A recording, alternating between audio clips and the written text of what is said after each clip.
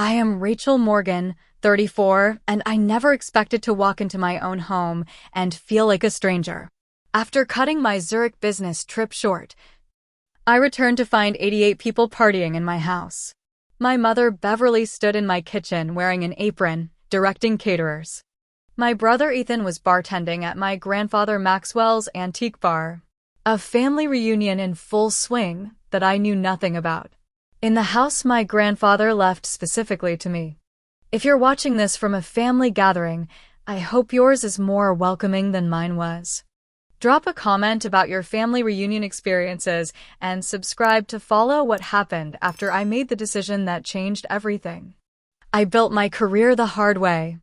While most of my college friends were partying, I was coding until 3 in the morning, developing the skills that would eventually land me a position at Next Gen Solutions. I started as a junior software engineer in a cubicle so small I could touch both walls with my outstretched arms. For 7 years, I worked 80-hour weeks, surviving on instant ramen and determination. When others complained about demanding clients or impossible deadlines, I put my head down and found solutions. That dedication didn't go unnoticed. By 30, I was leading my own development team. By 32, I became the youngest executive director in the company's history. My grandfather Maxwell was my biggest supporter throughout this journey. He was an engineer himself, old school, worked with his hands building bridges across the country. He understood dedication and craftsmanship. When I was 12, he gave me my first computer while my mother, Beverly, rolled her eyes. She should be outside playing with other kids, she'd say. But Grandpa Maxwell would wink at me and whisper, some build with steel, others with code. Both changed the world. Every Sunday through high school, I'd visit him at the old Victorian house that had been in our family for 3 generations. While my mother and brother skipped these visits, I'd sit with Grandpa in his study as he taught me about structural integrity, mathematical principles, and most importantly, personal integrity. A Morgan never cuts corners, he'd say, pointing to the intricate woodwork of his antique desk. The person who made this desk took pride in their work, even the parts no one would ever see. That's the mark of someone worth trusting. My brother Ethan took a different path. 3 years younger, he always had that natural charisma that made people want to give him things. Where I worked for my achievements, Ethan expected them. He started and dropped out of 4 different college programs, each time convincing our mother that he'd found his true calling. Each new venture required startup money, which Beverly always provided from her teacher's salary, stretching herself thin financially. When Grandpa Maxwell passed away 2 years ago, his will shocked everyone but me. The family home, a historic Victorian in a now trendy neighborhood of Boston worth nearly $2 million, was left solely to me. His note in the will was simple, to Rachel, who understands the value of building something to last. My mother was livid. He must have been confused at the end, she insisted. That house was meant for the whole family. She expected me to sign it over or at least sell it and split the proceeds with her and Ethan. But I couldn't do that. The house wasn't just wood and plaster to me.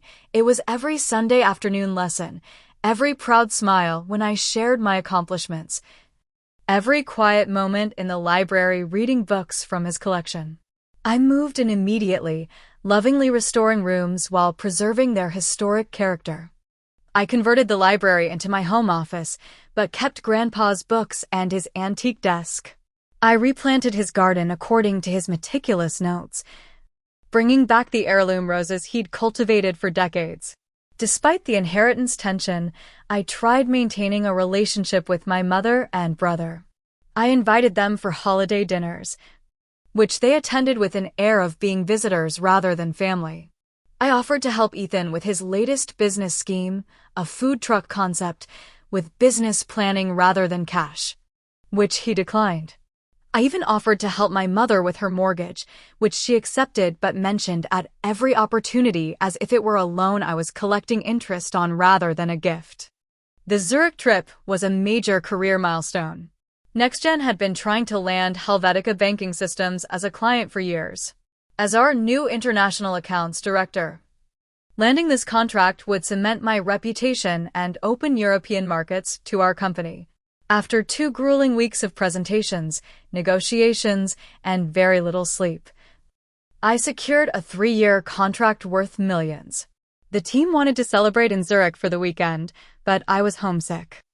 I wanted to celebrate in my own way, a quiet evening in my garden with a glass of good wine, reflecting on how far I'd come. I booked an early flight, not telling anyone I was returning 2 days ahead of schedule. It would be my private victory lap. During the flight home, I scrolled through photos of my garden on my phone. The spring tulips would be at their peak now. I'd planted them in a pattern Grandpa had designed years ago that spelled out "Onward" when viewed from the upstairs window, his favorite motto. I thought about the bottle of Cabernet I'd been saving for a special occasion. This certainly qualified. The Uber turned onto my street, and I felt that familiar warmth of coming home after a long trip. That feeling lasted exactly 12 seconds until I saw the cars. They were everywhere, parked on both sides of the street, partly on my lawn, blocking my driveway. The bass of music thumped through my usually quiet neighborhood. My driver had to stop half a block away. "Looks like some party," he commented as he helped me with my luggage. I stood on the sidewalk, staring at my house, trying to make sense of the scene before me. Lights blazed from every window. Shadows of people moved inside. Laughter and conversations spilled out onto my carefully tended garden, where strangers now stood in clusters, plastic cups in hand. Cigarettes dropping ash onto my flower beds. What was happening? Had my house been taken over? I took a deep breath and wheeled my suitcase up the path to my own front door, a sense of dread growing with each step. The walk from the street to my front door felt surreal. My garden, which I had spent countless weekends perfecting, was now a trampled mess. The tulips Grandpa and I had planned were crushed under careless feet. Cigarette butts dotted the lawn like toxic confetti. Someone had moved my hand-carved teak garden chairs to form a makeshift smoking area, and rings from sweating beer bottles now stained the wood. A group of middle-aged men I'd never seen before stood near my koi pond, and one was attempting to toss coins into it for luck. I wanted to tell him that copper is toxic to fish, but I was too stunned to speak. Children chased each other around the yard, one dangerously close to knocking over the stone lantern that had been imported from Japan by my grandfather in the 1970s. No one stopped me or questioned my presence as I approached my own home. Why would they? I was just another face in a sea of strangers. The front door was propped open with a potted plant that had been moved from my sunroom. I stepped inside and the sensory assault was immediate. The smell hit me first, a mixture of various perfumes, cooking odors, and spilled alcohol. The sound was overwhelming, dozens of conversations happening simultaneously, music playing from my living room sound system, children shrieking as they ran up and down my stairs. The temperature was stifling with so many bodies in a space meant for far fewer people. My foyer, normally a calm space with a simple antique console table and a mirror, was cluttered with purses, jackets, and gift bags. A banner hung across the archway leading to the living room. Morgan Family Reunion 2025, bringing the generations together. Someone had set up a folding table with name tags and a guest book. I moved through my home in a daze, recognizing distant relatives I hadn't seen in years mingled with faces completely unknown to me. My great-aunt Mabel, who I thought lived in Arizona, was sitting in my reading nook with several elderly women. Cousins I vaguely remembered from childhood summers were clustered around my dining table, which had been extended with rental tables to accommodate what looked like a buffet spread. I spotted my mother in the kitchen, wearing an apron and directing 2 women who appeared to be catering staff. She was pointing to my pantry, telling them where to find more serving platters. Beverly was 62 but looked younger, her hair freshly highlighted and styled, wearing a dress I'd never seen before with a corsage pinned to it. When she turned and saw me, there was no joy in her expression, no surprise moment. Instead, she looked annoyed, her smile faltering. "Rachel, what are you doing here? I thought you were in Europe until Sunday. Not welcome home, or we missed you." Just irritation at my unexpected appearance at my own house. "I live here, Mom," I said, still struggling to process the scene. "What is all this?" "It's the family reunion," she said as if it were obvious. "We've been planning it for months." "Planning what in my house?" "Without telling me." She waved dismissively. "We knew you were busy with work. Besides, you're always saying we should use the house more, that it's too big for just you." That wasn't true. I'd never said anything remotely like that. In fact, I'd been clear about my boundaries regarding the house, especially after Ethan had once shown up with friends for an impromptu pool party while I was at work. Before I could respond, my brother appeared, carrying a tray of empty glasses. At 31, Ethan still had the same boyish charm that had gotten him out of trouble throughout childhood. He wore a blue button-down with Morgan Family Reunion host embroidered on the pocket. "Oh, you're back early," he said casually. "Surprise." The afterthought lacked any genuine enthusiasm. "How did you even get in?" I asked, though I already knew the answer. "Mom had the spare key you gave her for emergencies," Ethan replied with a shrug. "Don't worry, everything's under control. We hired cleaners for tomorrow." I looked around at my home, transformed without my knowledge or consent into a venue for people who were largely strangers to me. I noticed scratches on my hardwood floors from moved furniture.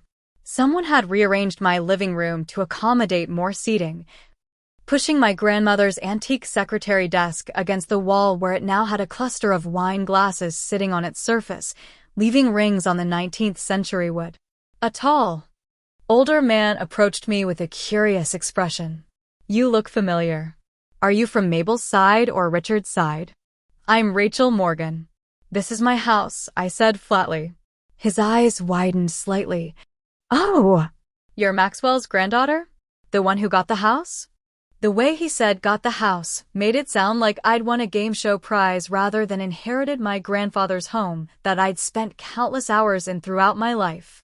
"Yes, I own this house," I clarified. "Well, it's nice of you to host everyone. Beautiful place. Should have been divided among the family, though, if you ask me." A lot of people were surprised by Maxwell's decision. He wandered off before I could respond, leaving me seething. I moved through the crowd, hearing snippets of similar conversations. "Never see her at family functions anyway. Spends all her time working. Doesn't even know half the family. What would she do with all this space?" I spotted family photos displayed that had been taken from my storage boxes in the attic. Cousins were looking through my grandfather's record collection. Someone had moved my laptop from my office to make space for a dessert table. My private space had been completely violated. In the dining room, I discovered a stack of custom t-shirts with Morgan Family Reunion 2025 printed on them, along with a date 3 weeks ago.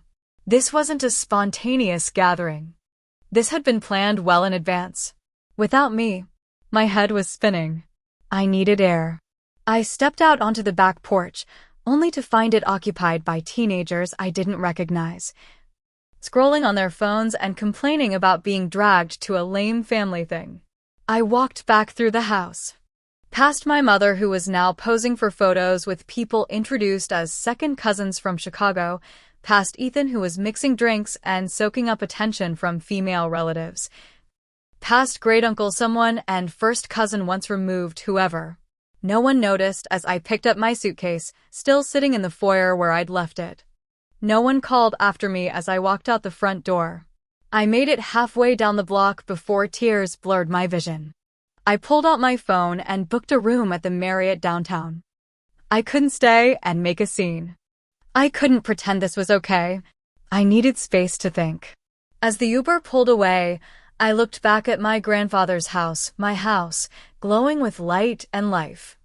Filled with people who didn't know me, didn't respect me, and apparently didn't miss me when I wasn't included in family events. The betrayal cut deep.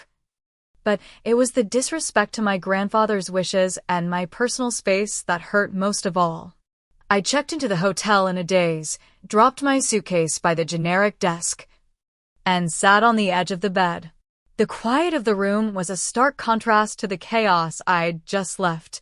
I picked up my phone and stared at the screen, wondering who to call, what to do next, and how I'd ever look at my home the same way again. The hotel room felt sterile and impersonal, but at least it was quiet. I sat on the edge of the bed for nearly an hour, my mind replaying the events of the evening like a bad movie I couldn't turn off. This wasn't the first time my mother and brother had dismissed my feelings, but it was certainly the most flagrant. As the initial shock wore off, memories surfaced from throughout my life, a pattern I'd normalized but now saw clearly. My 8th birthday party, where my mother invited the entire class but forgot to order a cake that I wasn't allergic to. Oh, Rachel, don't make a fuss. The other children are enjoying themselves. My high school graduation, where they arrived late and left early for Ethan's baseball game. It's the semifinals, Rachel. You just walk across a stage. We'll see the photos. The biggest one when I received a prestigious engineering scholarship and my mother responded by asking if I'd considered something more feminine instead. Meanwhile, Ethan's mediocre grades were celebrated, his abandoned hobbies funded, his irresponsibility framed as finding himself.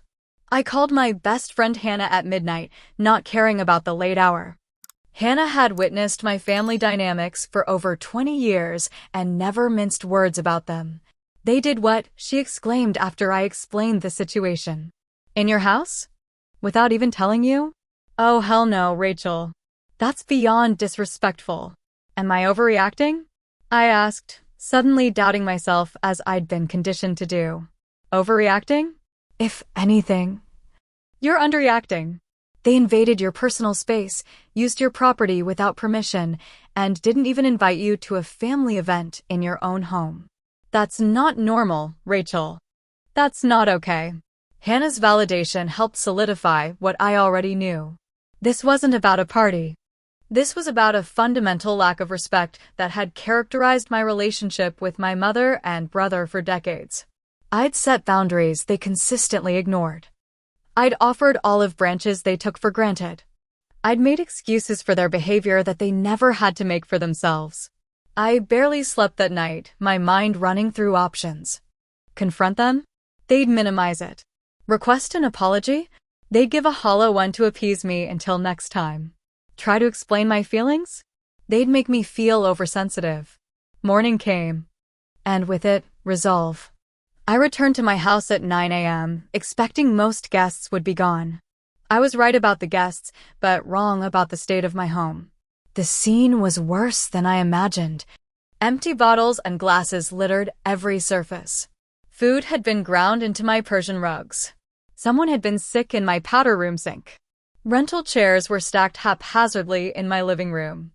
My garden looked like a tornado had hit it. My mother was in the kitchen, drinking coffee and scrolling through her phone. She looked up when I entered. There you are. Where did you disappear to last night? So dramatic, Rachel. No apology. No acknowledgement of the violation. Just criticism of my reaction. I stayed at a hotel since my bedroom was apparently being used as a coat check room, I replied, struggling to keep my voice even. Oh, that was Ethan's idea. We needed the space. You know how these things go. The cleaning crew will be here at noon. That's not the point, Mom. You used my house without asking me. You didn't even tell me about a family reunion, let alone invite me to it. She sighed as if I were being unreasonable. You're always working anyway. Would you even have come? Besides, you're so particular about everything. If we'd asked, you would have had a million conditions. Yes, I would have had conditions about the use of my personal property. That's normal. Ethan emerged from the guest room, hair disheveled, wearing yesterday's clothes. Morning, he mumbled, heading straight for the coffee. Great party, right? Everyone loved the house. "Ethan, why didn't you tell me about this reunion?" I asked directly. He shrugged. "We needed a big place, and you have all this space." Seemed obvious. What's the big deal? We're family.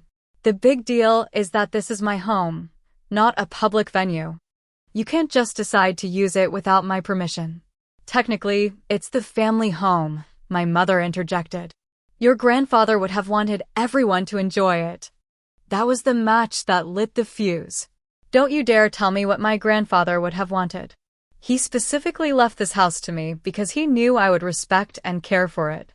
I walked away from them, needing to assess the damage throughout the house. What I found sent me from angry to livid. In the study, my grandfather's antique mahogany desk, the one he'd shown me as an example of craftsmanship and integrity, had a deep scratch across its surface and what looked like a burn mark from a cigarette. Despite my strict no-smoking policy indoors, the desk wasn't just furniture. It was where he'd taught me to draft, where he'd written letters of recommendation for my college applications, where he'd penned his final will.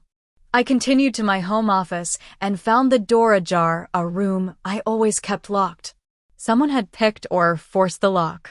Inside, drawers were open. Work documents had been moved. My laptop had been relocated. The framed first dollar I'd earned freelancing in college had been taken off the wall, the frame cracked. Upstairs was no better.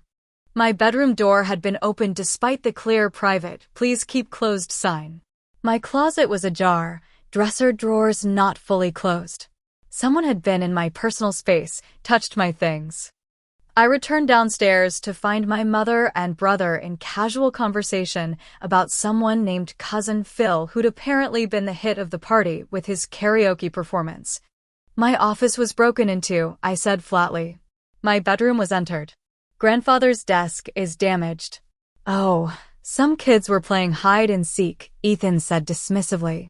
And that desk thing is probably just a water ring. It'll buff out.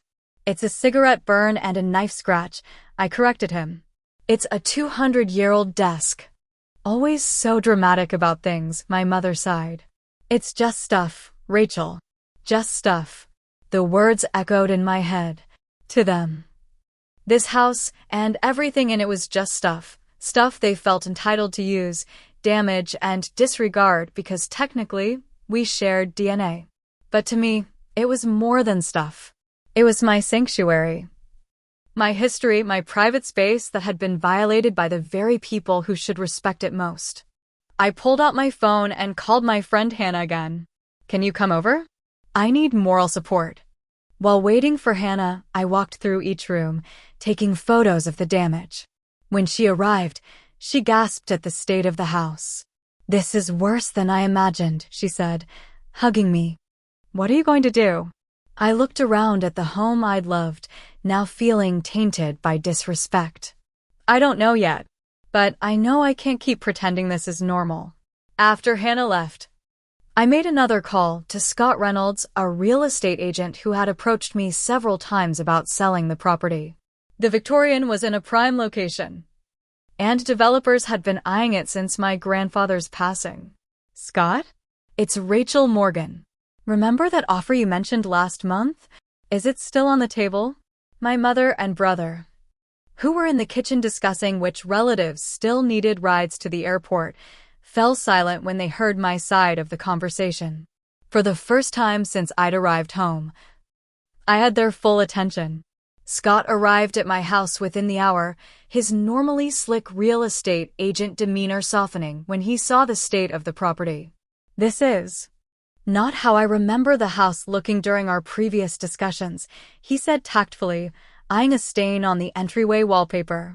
Family gathering, I said tersely. Let's talk in the garden. We sat at the wrought iron table on my patio, the only area relatively unscathed from the reunion chaos. Scott opened his portfolio and got straight to business, which I appreciated. The cash buyer I mentioned before is still very interested. Victor Zhang, tech entrepreneur who just relocated from California. He's been looking for a historic property in this neighborhood specifically. What's his timeline? I asked. He's motivated. currently in a short-term rental and wants to settle quickly. He can close as fast as your side can handle the paperwork. And he understands it's as? I won't be making repairs or improvements. Scott nodded. At this price point and in this market, he's buying for the location and historical value. He plans to renovate anyway. I took a deep breath. What's his offer? $2.1 million, cash. Slightly below market value for the expedited timeline, but no inspection contingencies, no financing delays. I nodded slowly, a strange calm settling over me. I want to move forward. Scott tried to contain his surprise and excitement. Are you sure? This is a significant decision. The house has been in your family for generations. I'm aware of its history. That's precisely why I'm making this decision. I looked toward the kitchen window where I could see my mother and brother in animated conversation, likely speculating about my meeting with Scott. How quickly can we draw up the paperwork? I can have preliminary documents ready this afternoon. The full contract by end of day. If the buyer agrees to expedite his side, we could potentially close within days rather than weeks. Perfect. And I'll need the services of a good real estate attorney to ensure everything is properly handled. Scott made a call. And by 2 p.m., my lawyer Diane Matthews arrived. I'd worked with her before on setting up my will and power of attorney documents. She was thorough and discreet, exactly what I needed. While Scott prepared the initial paperwork in my damage study, Diane and I spoke privately in the garden. Are you certain about this, Rachel? A hasty sale often benefits the buyer more than the seller. I understand that, Diane. But my circumstances have changed and I need to move quickly. The price is fair enough considering the convenience of a cash deal and quick closing. She studied my face. This isn't like you. You're usually methodical about financial decisions. Sometimes clarity comes suddenly, I replied. I've realized this house has become more burden than blessing. By late afternoon, I had signed preliminary documents and authorized Scott to present the offer to Victor Zhang. My mother and brother had been suspiciously quiet, observing from a distance but not interfering. That changed when Scott left. What was that about? My mother demanded, entering the garden where I sat reviewing paperwork with Diane. Business, I replied simply. What kind of business requires a real estate agent at our family home? Her emphasis on "our" didn't escape me. I introduced Diane as my attorney, which immediately put my mother on alert. I'm selling the house, I said calmly. The buyer is prepared to close quickly. I'll need you both to remove your belongings by tomorrow evening. The silence that followed was deafening. Then came the explosion. You can't be serious, my mother finally spluttered. This is impulsive and ridiculous, even for you. Ethan stepped forward. Come on, Rachel. You're overreacting about the party. We said we're sorry. Neither of you has actually apologized, I pointed out. But this isn't about apologies anymore. This is about recognizing that some boundaries, once crossed, can't be uncrossed. So you're punishing us by selling our family home?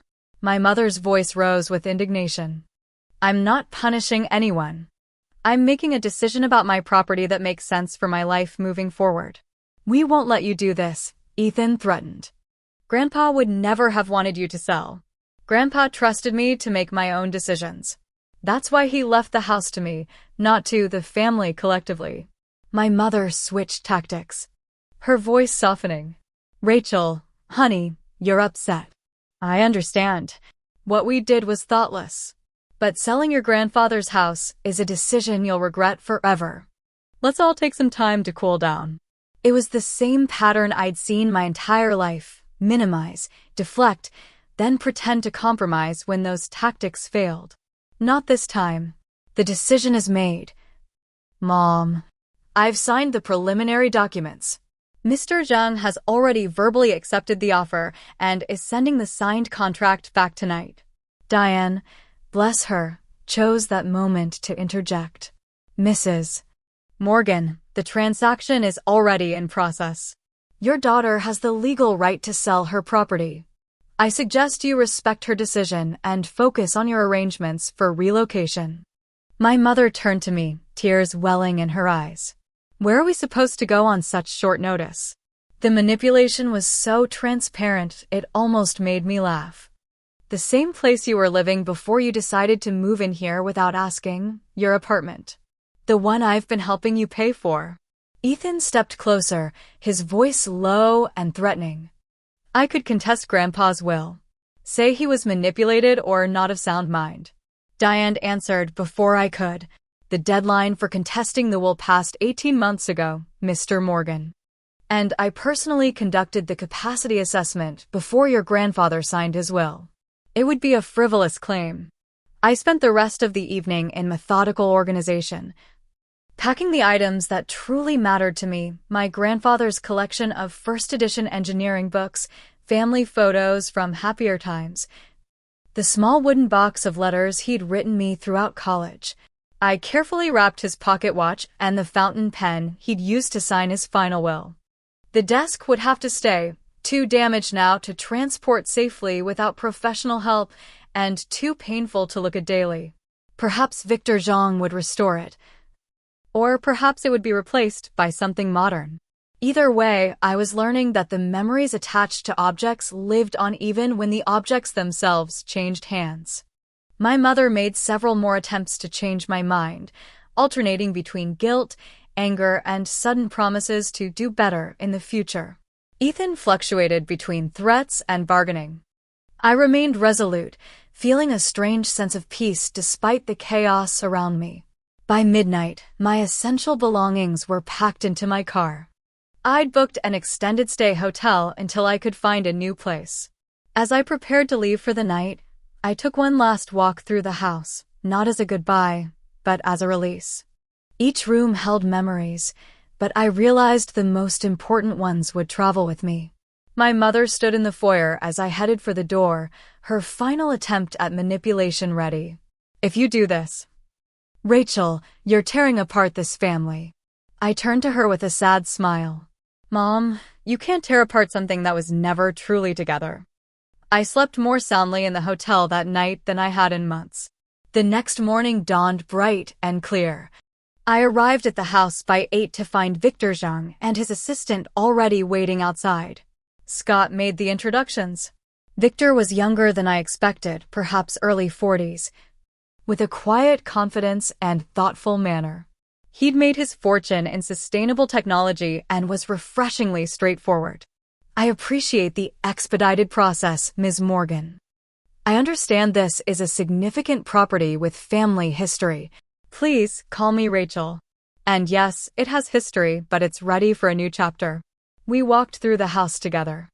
I made no attempt to hide the damage from the reunion, and to his credit, Victor didn't flinch or try to renegotiate based on the condition. "The bones are magnificent," he commented, examining the original crown molding in the living room. "You can't build this kind of character anymore." In my grandfather's study, he paused at the damaged desk. "This is a shame." American Empire period. Yes, circa 1830. My grandfather cherished it. I know a restoration expert who specializes in period furniture. If you're not taking it with you, I'd like to have it properly repaired. That small gesture of respect for the house's history meant more than he could know. The walkthrough complete, we gathered in the dining room where Diane had set up the closing documents. The process was surprisingly simple for such a significant transaction. Signatures, initials, more signatures. Scott beamed throughout, mentally calculating his commission. As we were reviewing the final documents, the front door burst open. My brother Ethan stormed in, followed by my mother. "Stop. This is a mistake," Ethan shouted, his face flushed with anger or perhaps alcohol. Victor and his assistant exchanged alarmed glances. Diane stepped forward, ever professional. "Mr. Morgan, this is a private real estate closing. If you're not a party to the transaction, I must ask you to leave." My mother pushed past Diane, addressing Victor directly. "This house has been in our family for generations. My daughter is making an emotional decision she'll regret. Surely as a businessman, You understand the importance of careful consideration. Victor looked uncomfortable but stood his ground. Mrs. Morgan, I respect family bonds deeply, but I've entered into a legal contract with Rachel, who I understand is the sole owner of this property. Ethan moved closer, desperation in his eyes. Rachel, please. We can work this out. We'll respect your space. No more surprise parties. You can have whatever roles you want. For a moment, I felt a flicker of doubt. These were the promises I'd wanted to hear yesterday, last week, last year. But I knew they were empty, offered only when something was being taken away, not out of genuine respect for my boundaries. It's too late, Ethan. The decision is made. My mother played her final card. If you do this, you're destroying your grandfather's legacy. Is that what you want? I set down my pen and turned to face her fully. Grandpa's legacy isn't this house, Mom. It's the values he lived by and taught me: integrity, respect, self-reliance. He left me this house because he trusted my judgment. I'm using that judgment now. By throwing away your family, she countered, tears streaming down her face. No. By recognizing that family is supposed to support and respect each other, not exploit and dismiss each other. You've had countless opportunities to treat me as a valued family member. Instead, you've treated me as an inconvenience at best, a resource to use at worst. Ethan stepped forward, his tone threatening. If you do this, don't expect us to be there when you realize what a mistake you've made. I looked at my brother, the boy I'd helped with homework, the teenager whose bail I'd paid, the adult whose business ventures I'd funded. I felt a profound sadness, but also a strange relief. That's a risk I'm willing to take. Diane, ever practical, interrupted the family drama. If we could continue with the closing? Mr. Zhang has a tight schedule. My mother made one last emotional appeal, promising that things would be different. That she understood now how I felt, that we could start fresh. But her words rang hollow against the backdrop of decades of similar promises, all broken. I signed the final documents. Victor Zhang handed over a cashier's check for the down payment, with the remainder to be wired upon recording of the deed. We shook hands, and just like that, the house that had been in my family for 3 generations belonged to someone else. The moment was anticlimactic, no thunderclap, no dramatic music. Just the rustle of papers being gathered and the quiet click of briefcases closing. Victor approached me after the formalities were complete. I want you to know I'll honor the history of this home. It won't be torn down or fundamentally changed. Thank you. That means a lot. I handed him a set of keys, the same keys my grandfather had given me 2 years earlier. There's a hidden compartment in the library, behind the 3rd bookshelf from the left. My grandfather kept historical documents about the house there. You might find them interesting. He accepted the keys with a respectful nod. You're welcome to visit if you ever want to. That's kind, but I don't think I will. Some chapters need to stay closed. My mother and brother watched in stunned silence as I gathered my belongings. There were no goodbye hugs, no wishes for good luck in my new life. Just the heavy weight of choices made and consequences accepted. As I walked down the front path for the last time, I felt lighter with each step.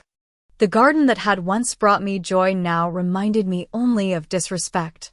The walls that had witnessed my grandfather's lessons now echoed with the sounds of a party I hadn't been invited to. I placed the last box in my car and looked back one final time. My mother stood in the doorway, her expression unreadable. My brother was nowhere to be seen. I raised my hand in a small wave, then got in my car and drove away from the house, the check for $2.1 million in my purse, and an uncertain but unencumbered future ahead of me. The first week after selling the house passed in a blur of practical matters. I moved from the extended stay hotel to a furnished apartment with a 6-month lease, giving myself time to decide where I wanted to settle permanently. I opened a new investment account for the majority of the proceeds, set aside funds for taxes, and tried to adjust to my new reality. The silence from my family was both expected and jarring. No calls, no texts, not even angry voicemails. It was as if I'd ceased to exist in their world the moment I signed those closing documents.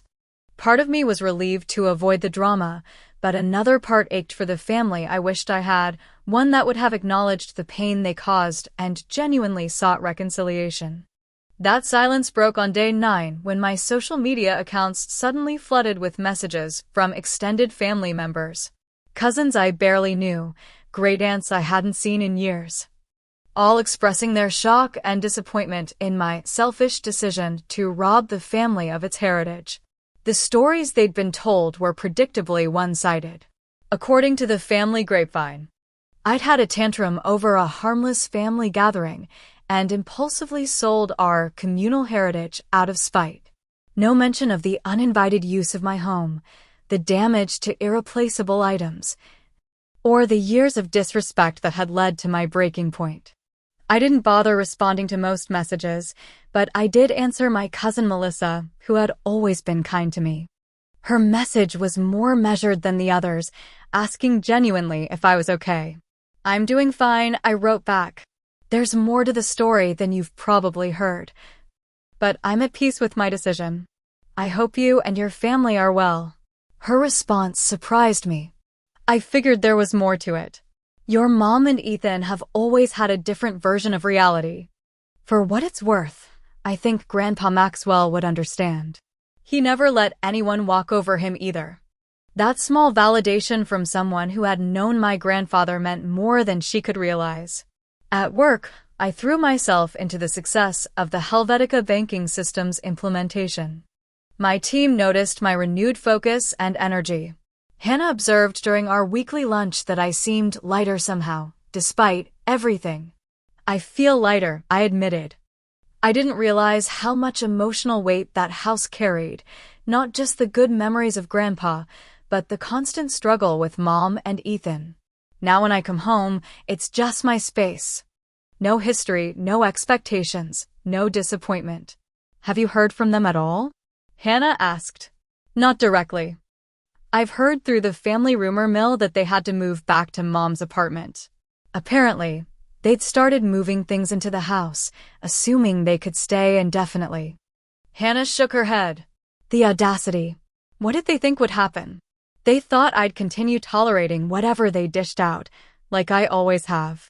2 weeks after the sale, I received an email from Victor Jung with photos of the restoration work beginning on my grandfather's desk. "The craftsman believes he can repair the damage completely," he wrote. "When it's finished, would you like to have it? It seems to hold special meaning for you." His unexpected kindness brought tears to my eyes. I declined the offer. The desk belonged with the house, but his recognition of its significance was healing in a way I hadn't anticipated. That same evening, I was cooking dinner in my new apartment when my doorbell rang. I wasn't expecting anyone.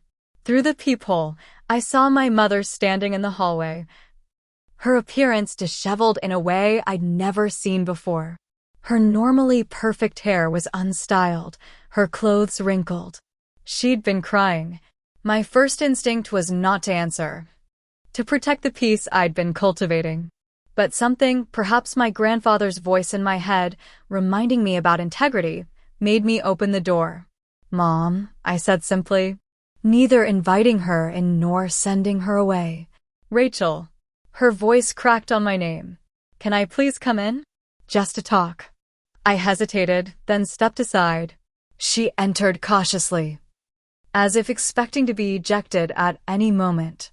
My apartment was modest compared to the Victorian, a simple 2-bedroom with standard fixtures and builder-grade finishes. Nothing special, but mine. Completely mine. "It's nice," she offered, looking around. "Cozy. What do you want, Mom?" I asked, too tired for small talk. She sank onto my couch, suddenly looking every one of her 62 years.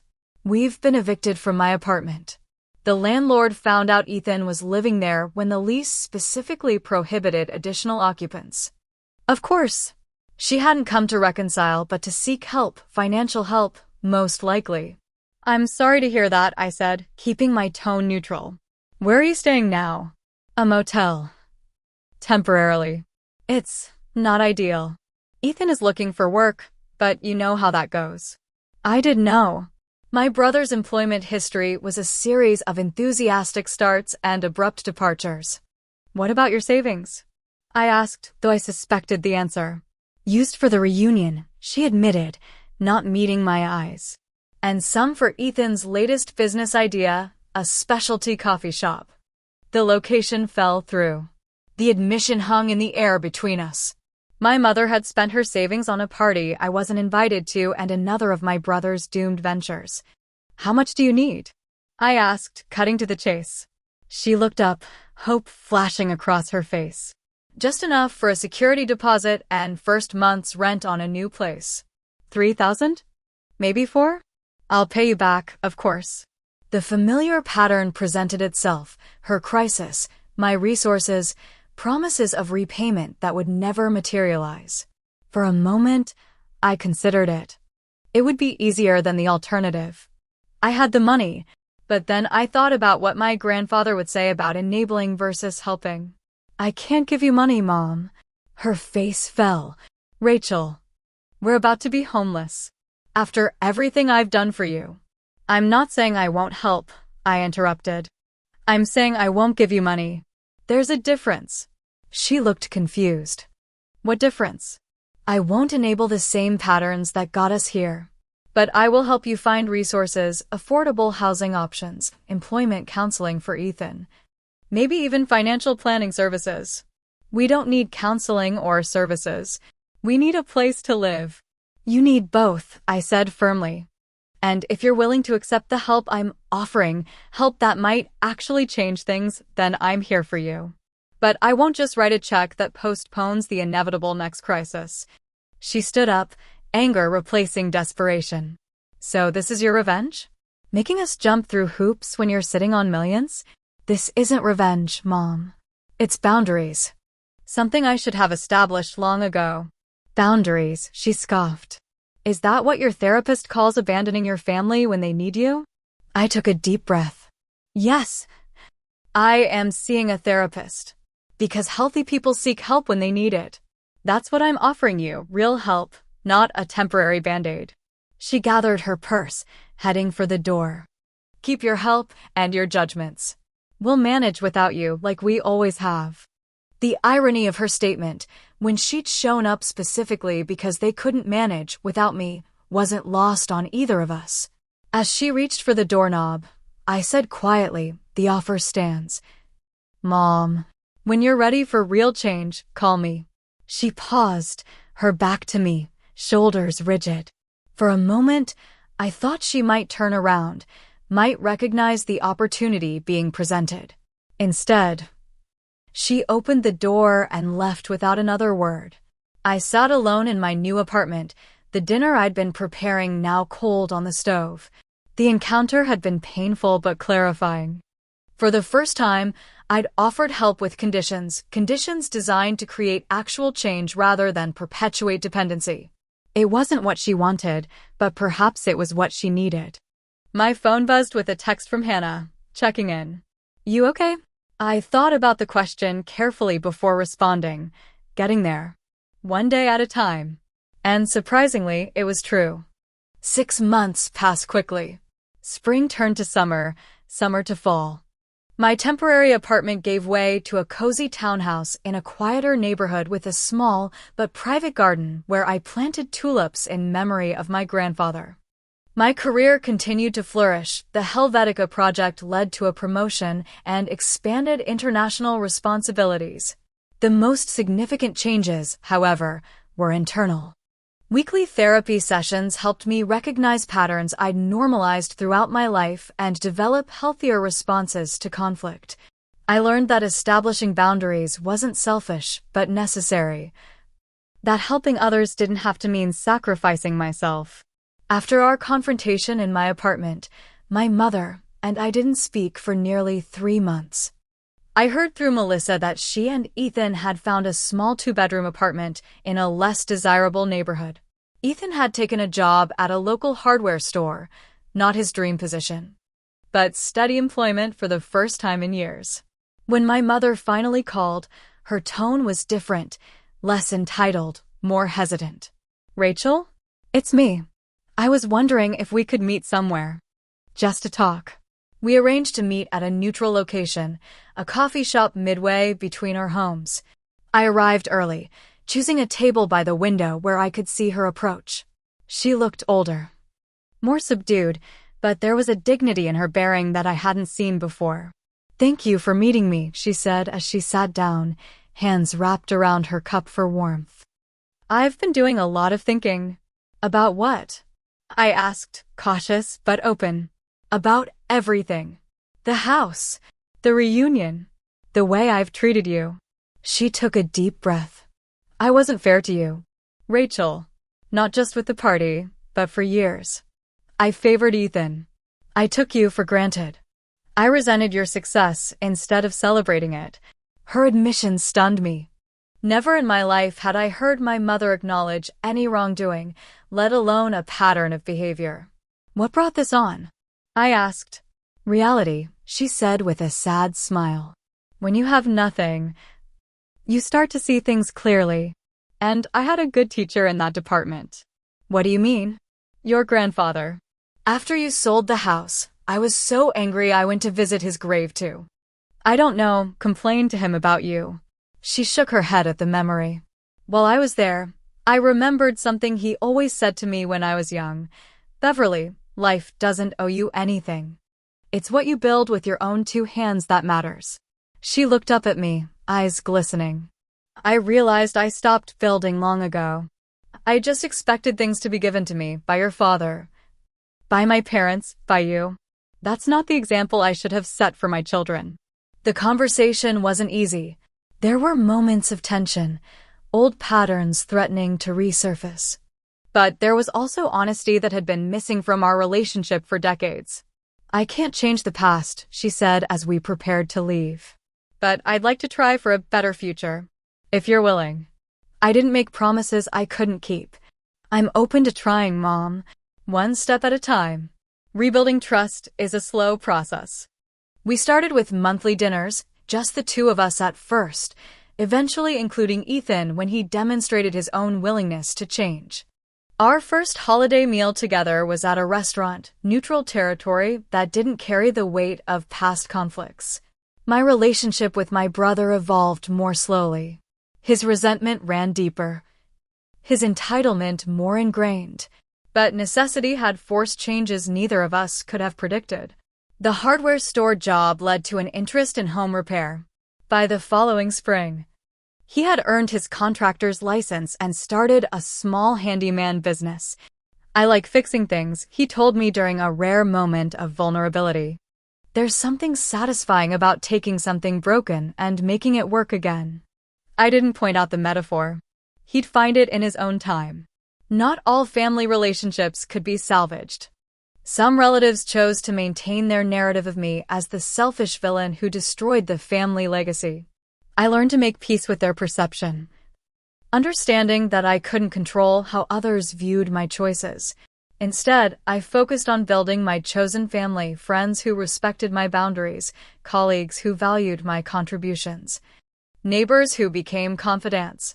Hannah remained my steadfast supporter, and I expanded my circle to include people who brought positivity into my life. 6 months turned into a year. I received an unexpected email from Victor Zhang with photos of the completed house restoration. He'd preserved the historical character while modernizing the infrastructure. My grandfather's desk held a place of honor in the study, fully restored. The garden had been replanted according to historical designs, including a tulip pattern that spelled onward when viewed from above. "Your grandfather's legacy lives on," he wrote. Different, but honored. His words captured perfectly what I'd been trying to articulate about my own journey. My connection to my grandfather wasn't contained in wood and plaster, but in the values he'd instilled in me: integrity, self-respect, the courage to build something lasting. The house had been a symbol, important, but ultimately just a vessel. The true inheritance was the strength to make difficult choices, to value myself enough to establish boundaries, to recognize when letting go was the bravest option. On the anniversary of selling the house, I invited my mother and brother to dinner at my townhouse, the first time they'd visited my new home. The conversation was sometimes awkward, old habits occasionally surfacing. But there was also laughter, genuine interest in each other's lives, and a tentative foundation for something healthier than what we'd had before. As they prepared to leave, my mother paused in the doorway. "You know, I think your grandfather would be proud of you." "For selling his house?" I asked, surprised. "For having the courage to make hard choices. Maxwell never took the easy path either." Her words were the final piece of validation I hadn't realized I was still seeking. Later that evening, I sat in my small garden surrounded by blooming tulips, reflecting on the journey of the past year. I'd lost a house, but gained clarity. I'd enforced boundaries, but created space for genuine connection. I'd honored my grandfather's legacy not by clinging to a physical structure, but by embodying the principles he lived by. The path forward wasn't perfectly clear, but neither was it burdened by the weight of toxic patterns and unmet expectations. Each day brought new opportunities to build relationships based on mutual respect rather than obligation or guilt. Some days were harder than others, but even the difficult moments felt honest in a way my previous life hadn't. I often think about that moment of decision, standing in my damaged home, surrounded by the aftermath of disrespect, choosing to let go rather than continue the cycle. It wasn't an easy choice, but it was the right one for me. Sometimes the bravest thing we can do is release what no longer serves us, even when that something is wrapped in the comfortable cloak of family tradition. If you're watching this and struggling with similar decisions, remember that boundaries aren't walls designed to keep others out. They're guidelines that teach others how to respectfully remain in your life. Your worth isn't determined by how much you're willing to tolerate, but by how much you're willing to respect yourself. Have you ever had to make a difficult decision for your own well-being that others didn't understand? Share your experience in the comments below. Your story might be exactly what someone else needs to hear right now. And if this resonated with you, please subscribe and hit the like button so others can find this message too. Remember, family is important, but so are you. Thank you for listening to my story, and I wish you the courage to write your own, whatever that looks like for you.